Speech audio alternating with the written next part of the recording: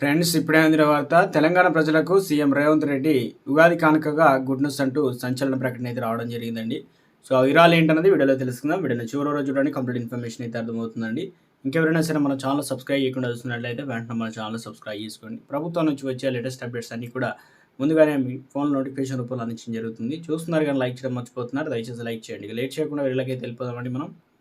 రాష్ట్రంలో సన్నబియ్యం పంపిణీ సీఎం రేవంత్ రెడ్డి చేతుల మీదుగా హుజూర్నగర్ నుంచి ఉగాది పండుగ రోజు ప్రారంభిస్తున్నట్లు రాష్ట్ర పౌర సరఫరాల శాఖ మంత్రి ఉత్తమ్ కుమార్ రెడ్డి తెలిపారు. రాష్ట్ర చరిత్రలోనే పేదల జీవితాల్లో విప్లవాత్మక మార్పు రాబోతుందని ధీమా వ్యక్తం చేశారు. శుక్రవారం సచివాలయంలో ఏర్పాటు చేసిన మీడియా సమావేశంలో పౌర సరఫరాల శాఖ కమిషనర్ డిఎస్ చౌహాన్తో కలిసి మాట్లాడుతూ కేంద్ర రాష్ట్ర ప్రభుత్వాలు పంపిణీ చేసేటువంటి రేషన్ బియ్యం చాలా మంది లబ్ధిదారులు ఉపయోగించుకోవడం లేదని, దొడ్డు బియ్యం కావడంతో డీలర్ నుంచి బ్లాక్లో అక్కడక్కడ అమ్మకాలు చేయడం జరుగుతుంది. ఏటా 7,000 నుంచి 8,000 కోట్ల విలువైనటువంటి బియ్యం దుర్వినియోగం అవుతుందని, తెలంగాణలో దాదాపు 3.10 కోట్ల మంది ప్రయోజనం పొందాలనే లక్ష్యంతో రాష్ట్ర జనాభాలో 85% మందికి ప్రయోజనం అయితే ఉంటుందన్నారు. అర్హత ఉన్న ప్రతి ఒక్కరికి నెలకి 6 కిలోల సన్న బియ్యం అయితే అందుతుంది. స్వతంత్ర భారతదేశంలో ఇంత పెద్ద సంఖ్యలో జనాభాకు ఇంత పెద్ద సంక్షేమ పథకం ప్రవేశపెట్టలేదన్నారు. దీనిని సామాజిక న్యాయం కోసం ఒక నమూనాగా అభివర్ణించారు.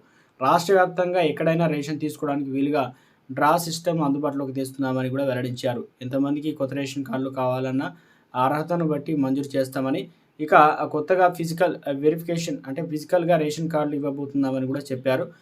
రేషన్ కార్డు ఉన్నా లేకున్నా లబ్ధిదారులకు అర్హుల జాబితాలో పేరు ఉంటే సన్నబియ్యం ఏప్రిల్ 1వ తేదీ నుంచి ఇస్తున్నామన్నారు.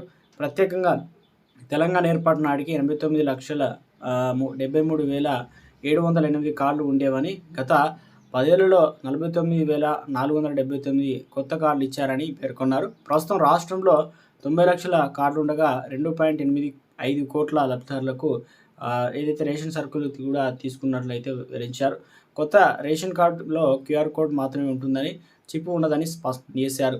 ఇక రేషన్ కార్డు పైన ప్రధాని ఫోటోపై ప్రభుత్వం ఇంకా నిర్ణయం తీసుకోలేదని, ఇక 30 లక్షల మందికి కొత్త రేషన్ కార్డుల పంపిణీకి ప్రభుత్వం చేయబోతుందని తెలిపారు. దీంతో కార్డుల సంఖ్య కోటికి పెరుగుతుందని, మొత్తం లబ్ధిదారుల సంఖ్య 3.10 కోట్ల పెరుగుతుందన్నారు. అంటే కొత్త కార్డులు దారిద్ర్య రేఖకు దిగువన ఉన్న కుటుంబాలకు బీపీఎల్ త్రివర్ణ కార్డులు జారీ చేస్తామని కూడా, దారిద్ర్య రేఖకు దిగువన ఉన్న వారికి ఏపీఎల్ గ్రీన్ కార్డు జారీ చేస్తామని చెప్పడం అయితే జరిగిందనమాట.